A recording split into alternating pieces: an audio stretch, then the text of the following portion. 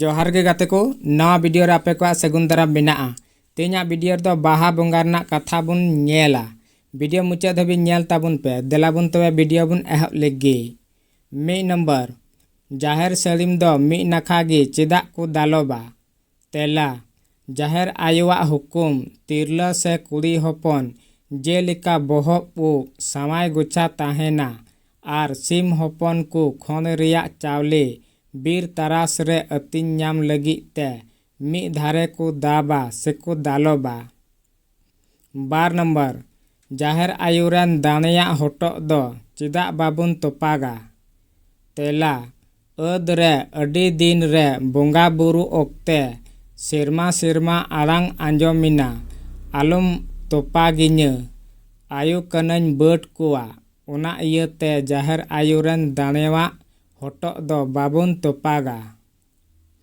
5 number जाहेर दारी रे पे खिया आदवा सुतम दो चिदा बुन विधावा। तेला नोआ सुतम दो बोंगा कुआ हिजु सेनो घोड़ा काट बुन बिनावा बोंगा जहाँ रेगी को ताहेन ओंडे को हिजुआ। 4 नंबर जाहेर थान सार सगुन दो ओकालिका। तेला लाहाते मुखिया से मन लिकान होल सार ए तेरांगा सार न्यूर टोठारे गुरी काते होलंग ते गोल गी खोने तैयारा आर पे टिक झुरा टिक गाय धरम करम सखी काते बी अकान सगुन सार रे आरा सिम संडी को तोल टुकाया सगुन ओ सगुन दो दुसार हिल को नेला। 9 नंबर बाहा आर मा मोले बोंगा को जोखे चिदा मारा चेणे बिनाव काते बुन आका काकुआ। तेला मारा चेणे दो जाहेर आयुरन सादम कानाय उनी ते हिजु सेनोआ।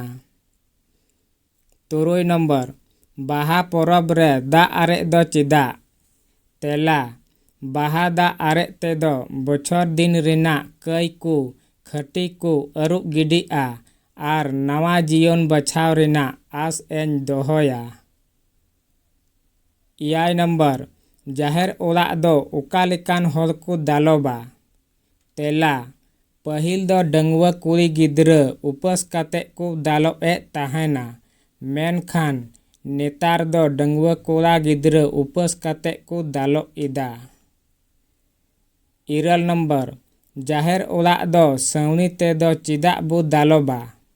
तेला अगिल जुग रे दो सवनी गी ताहे काना उनाते सवनी तिको दालो ए ताहेना उना इयते उना अरिगी हे अगुवकाना मेनखान नहा जुग रे दो बुसु तेहो को दालो इदा।